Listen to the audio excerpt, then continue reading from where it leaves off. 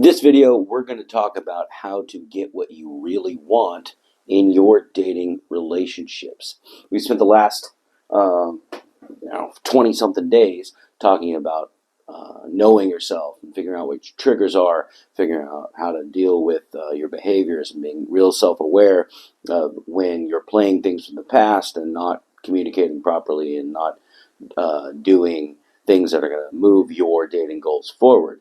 But now, in the last 10 days of the month, we are shifting over into figuring out what you want in a partner and being self-aware in that way. I'm Duke DeLake for the Intimacy Liberation Army, and I'm going to give you a specific exercise in this video that I give to all my clients when they first start figuring out what they want in a dating partner.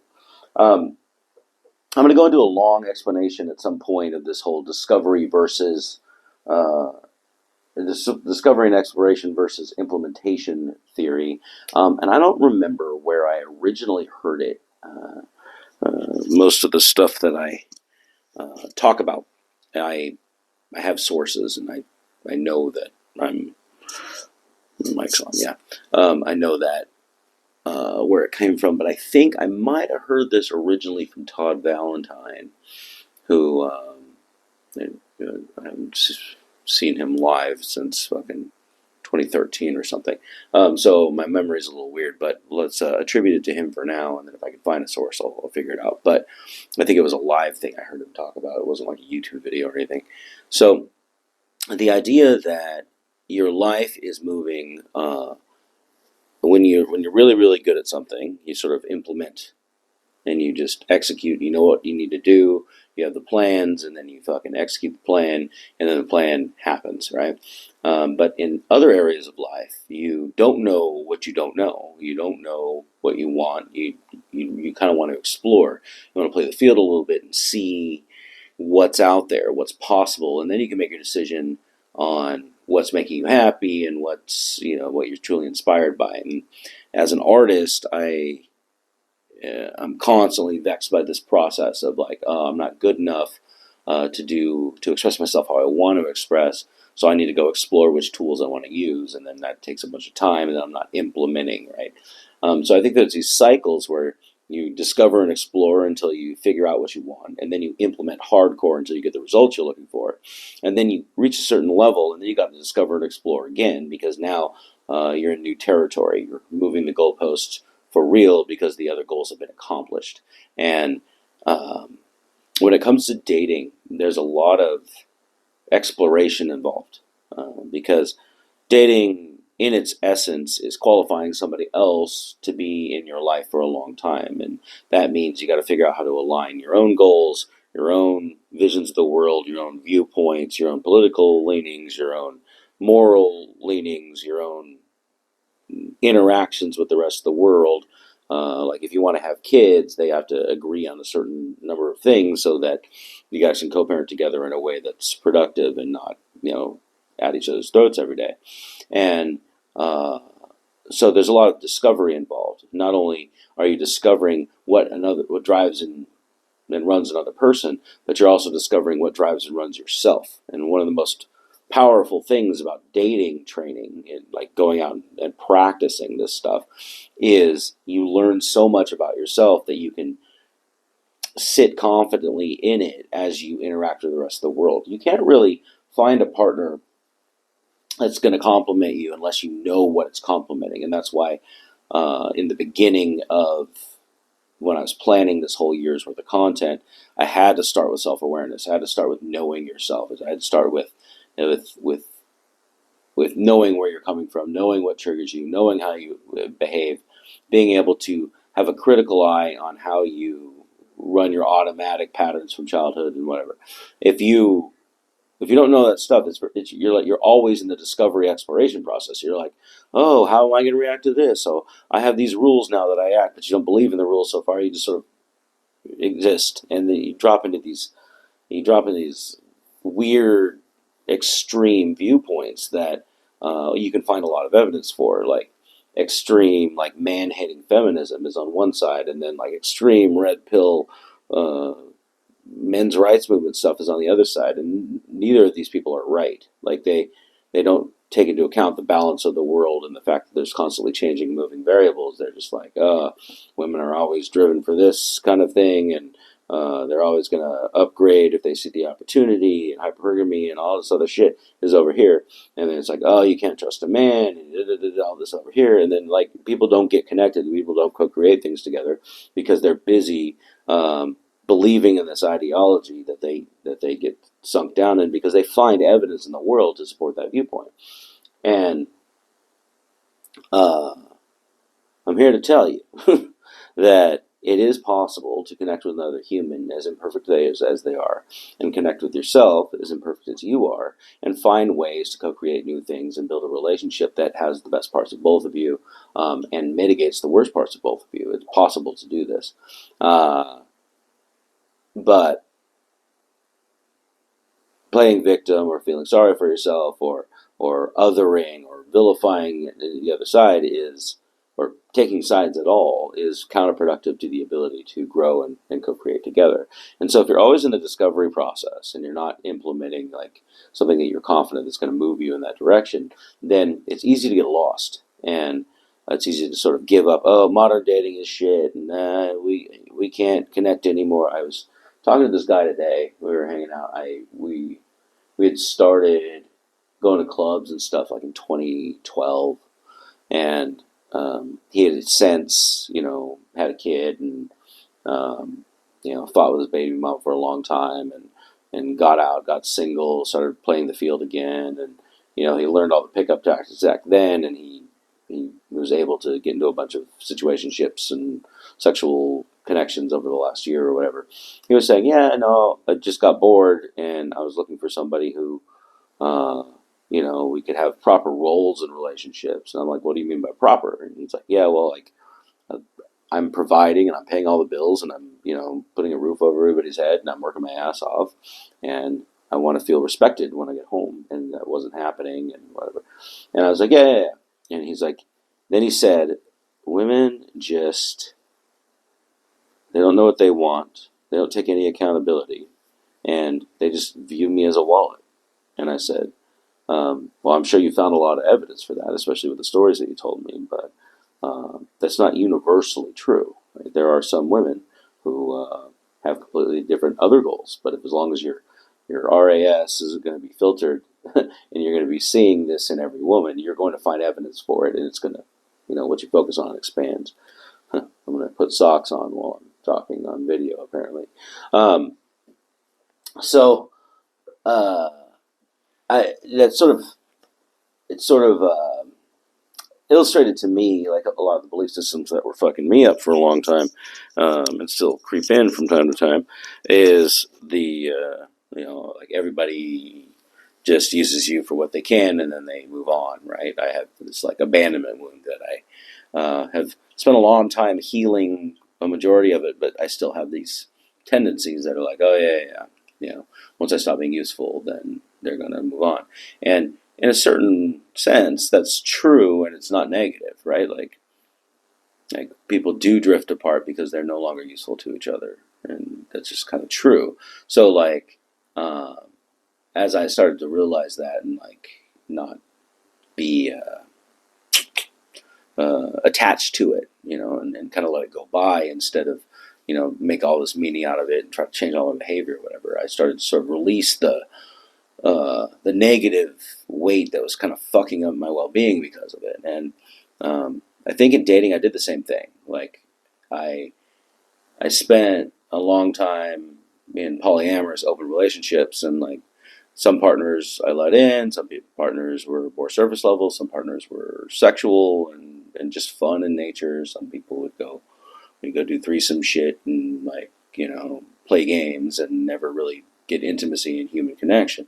And after many years of this bullshit, I realized that like I simply just want somebody to respect me and help me solve problems in the world together.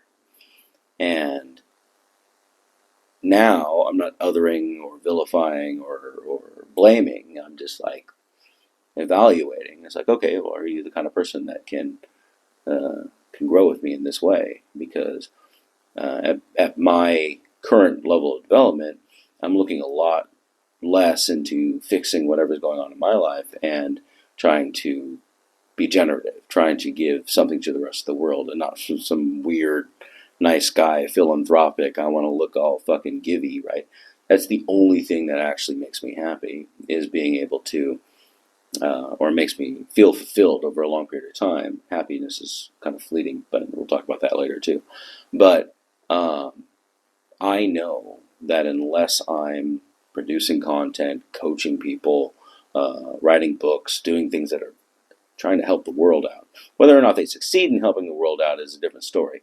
But as long as I'm moving in that direction, my implementation phase is firing off. Like, I know what I need to do. I know which books I want to write. I know which research I need to do. I know which reference experiences I need to go get to support my points. I know what I'm supposed to be doing. And so right now I'm in the implementation stage. I don't need to go explore and figure out, what do I want to talk about? Like, I know I've got a whole year's worth of content just kind of planned, and then some days I just riff because it's still thematic. I'm thinking about this shit all the time, and it makes me feel really good.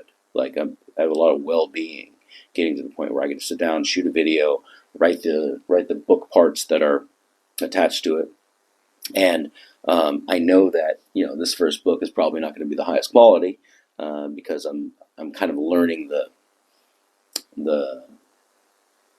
I'm doing the consistency part right now. The quality part will come later, right? So you guys kind of see me on this journey this year. I'm sure that the 12th book I write this year is going to be fucking clear, hard hitting, very useful, mass audience appeal. Like, right now, I'm kind of bumbling through that, but I'm not in an exploration phase. I'm in an implementation phase where I'm gaining the skill sets to shoot videos and be consistent, and tack on the social media stuff and cut the shorts and all that stuff. I'm doing all that, right? And if I was sitting around like, what should I talk about? What are people going to like? Da, da, da, da, da, da. You don't really know that stuff until you're doing. And what am I tangenting on this for? Oh, yeah. No, we're talking about dating. We're talking about knowing what you want to get, so that you can be in an implementation phase in dating and not in the discovery exploration phase. Because it's very fun to go out and be like, I don't know what my skills are, and I'm going to go out and try to get laid and try to make connections with people and join social circle groups and do all this stuff, right? But like, one of my clients right now, we figured out the core of why he's doing the dating coaching thing. Yeah, he likes to have sex, and yeah, he's doing the cool shit, but really, he just wants to not get run over by people, and he feels like he gives his power away too much. He's not assertive. And he knows that getting good at the dating thing will fix the assertiveness thing. And once we kind of figure that out, now we have this whole plan to practice assertiveness in all these different areas and put the focus in the RS on that, and he's going to make fucking shit tons of progress here. And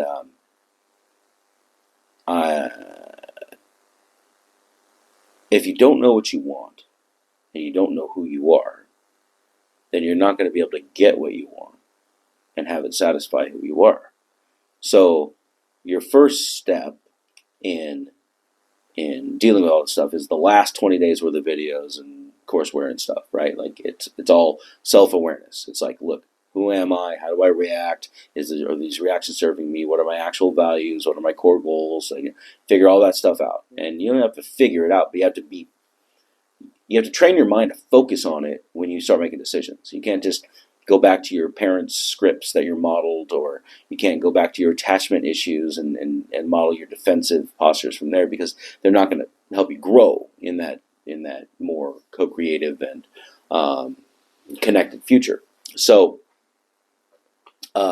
first thing is to figure all that stuff out. And I got exercises and daily practices and everything in the last 20 videos of this month. And there's me talking about all sorts of different ways to deal with self-awareness, do mindfulness meditation, all this stuff. It's all in there. So just click the playlist and listen to it while you're driving or whatever. But your next step is to project what you would like. Figure out what you want in a partner, and figure out what you don't want in a partner. I got this exercise from old school dating coach. His name was Ross Jeffries, and he was doing this shit in the '90s. I read a book. His first book is called like how to talk women into bed or how to get women into bed or something. It's like this old school book. It's at my other house, so I have to I'll show it to you at some point. Um, but his thing was hypnotic scripts to get people to do what you want, and back in the day, and but really after going through his program and meeting him and doing a seminar with him at one point in in the early 2010s, I I realized that like all the hypnosis shit, while it was kind of his gimmick and his shtick of trading people, him and David Snyder, both of the guys, they went through all of this stuff. Battery low. I'll get to the video before that's over. They went through all the hypnosis stuff, and the whole time you're self hypnotizing to figure out what you want and what your goals are, and then how to keep focus on it so you don't go off track. Right? There's a lot of how to bring up sexual topics and all this stuff, but like all that was like sideways fluff. What you really understood when you went through the course was like, oh, I want this because of this, and I can communicate that clearly. Really. And if you didn't understand that before you went through, then you got a lot out of the course. And even inside, we did the same shit. And I've done so much fucking self development. Anyway, I got this exercise from Ross. So go into your journal, or go into your notes app, and you say, oh yeah, the exercise. I'm gonna start putting fucking timestamps in here. Go in your notes app or in your journal and say, what are the 10 things I want in my partner? Right? You don't have to rank them, just list them. Try to make them things that are changeable, right? So you don't want, I want them to be 7 feet tall, right? Because that's not changeable. You want to focus on things that are people's choices, right? Because when you're evaluating for dating, it's really easy to just look at somebody and be like, oh yeah, they're skinny, they're tall, right? Okay. And evaluate before you even meet them. I'm talking about more like things that you can evaluate when you have a conversation with them, when you're asserting and sharing things back and forth. You can, while height is not changeable, really, obesity is. So, because like they've made certain life choices and continue to make life choices to be that way, or the other way, right? So, it's kind of like guys will be like, I want a short girl and I want her not to be fat. I want her to be skinny. I want her to be fit, right? Fit and not obese are changeable, but they're kind of half changeable compared to what I'm talking about, right? So you can still put it on a list, but like, you don't need to like, when the girls are like, I want somebody over 6 feet. Okay, cool. That's done, right? Like you don't have to sit down on a date and be like, okay, are you over 6 feet tall? Like you've already figured that out, right? You don't need to put that on the list. But otherwise, put on the list of things that are changeable, things that they could move, right? Their income level is one of those things. How they treat people is one of those things. Their how they deal with problems, with whether they want kids, right? Like those types of things can go on this list, right? These are the things I want in a partner. This list is what we call nice to haves, and this is what I got from Ross. Nice to haves. So if you make this list of 10 things that would be nice in a partner to have, but they don't all have to be there in order to qualify them for the next level, then you'll have a bunch of things that you can kind of refer to, and if you kind of stack up all of the things, you know that you're kind of getting what you want out of the thing. But the more important list is the deal breakers, things that if they move in this direction, you can't date them forever. Like you're basically gonna stop dating them if they are like this, right? Some people put, oh, she smokes. This deal breaker. Some people put like, oh, she goes out to the club all the time without me. That's a deal breaker. Some people put, Uh, she doesn't have a job as a deal breaker, right? Those types of things are deal breakers, and and a lot of my uh, a lot of my own deal breakers have to do with intimacy and willing to work on growth and problems, right? When she's angry at me, she attacks me and gives me guilt trips. That's a deal breaker. So whenever something happens there and somebody starts being guilt trippy, I'm like, I don't respond well to that. I'm going to go and let's talk about this constructively when I come back. Because I'm that like if I allow you to keep doing that, we're not going to have a relationship anymore. That's a deal breaker for me. So 10 nice to haves, 10 deal breakers. 10 nice to haves, 10 deal breakers.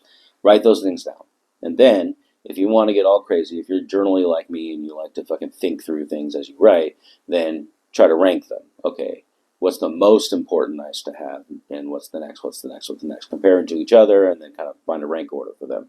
And then with the deal breakers, they're all pretty much 10s, right? Like, if any of those are there, it's a deal breaker. Some, and yours are going to be different. Your mileage is going to be different than others, right? Like there's some guys who are like, I won't date a girl who ever does drugs, right? And then some guys are like, yeah, we can do recreational drugs or whatever. It's not really a deal breaker for me. I mean, if she had a problem and she's fucking up the rest of her life because she's an addict or whatever, then yeah, we'll probably have to have that conversation. But I don't really care. Like, so some guys are like that, some guys are like that, and whatever. Put that on your list. And then um, one of my clients, when I had to do this thing, he was all superficial. She's like, okay, she has to have a nice smile, have a nice ass, have nice boobs. She has to dress nice. She has to be nice. She has to wear nice shoes, and she has to do nice things. And she has to have nice friends, right? Like it was all just like he has this ideal of a woman that he wants, and that's the only way he can describe it because he hasn't actually dated any women before. So you didn't really know what to write on the list. That was the exploration discovery thing. You need to go out and meet a bunch of people and figure out what you like and you don't like before you really make this list, because this list is really good when it's based on reference experiences, right? So you might just write your deal breakers from like, don't be like my mom, but make a list of 10, make a list of 10, rank order them if you want, rank order them if you want. If you really want to write down and do a hardcore journal exercise, figure out why. Go back into the self-reflection stuff that we did a couple days ago and be like, okay, well, if I want to grow, like one of my rules uh, is she has to be like, it's a deal breaker if she's not socially savvy. She doesn't understand the impact that she has in the world. Because I am kind of a force to be reckoned with in the social scene, and I don't want my woman to be fucking clueless when I'm taking her out into the scene, right? And so if she's not socially savvy, she doesn't understand how other people are affected by her presence and how to kind of put on a mask that works in an environment, then we're going to have a real short time together because she's going to have to deal with the onslaught of all the fucking people in my life and all the people commenting and all the people, like, I get a lot of people going on.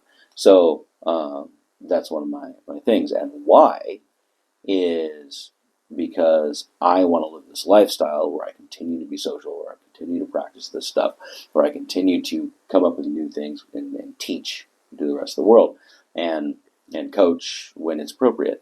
And I know why I want that thing. And when I'm asked or pressed for it, I can explain, right? It's like, I would like a woman who understands her social power and has a little bit of savvy about it because I'm very, very social and I have a lot of events that I'd like to go to, and I'd like to show off the fact that I have a girlfriend that is cool. And so I want her to come with me and be able to contend in those areas.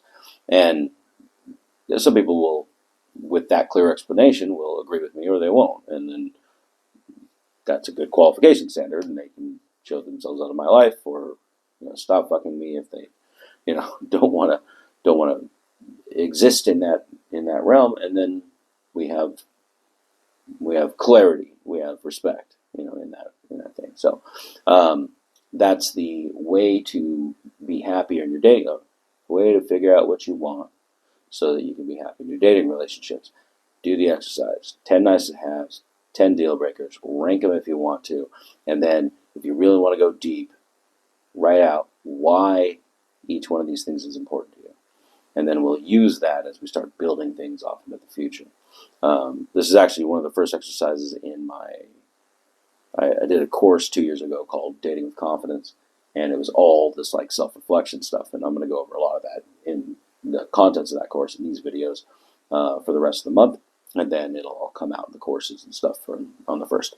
So thanks for joining me. If you've been here this long, you might as well click the fucking like button because you don't mind the sound of my voice, and I will see you guys tomorrow. Until then, stay awesome.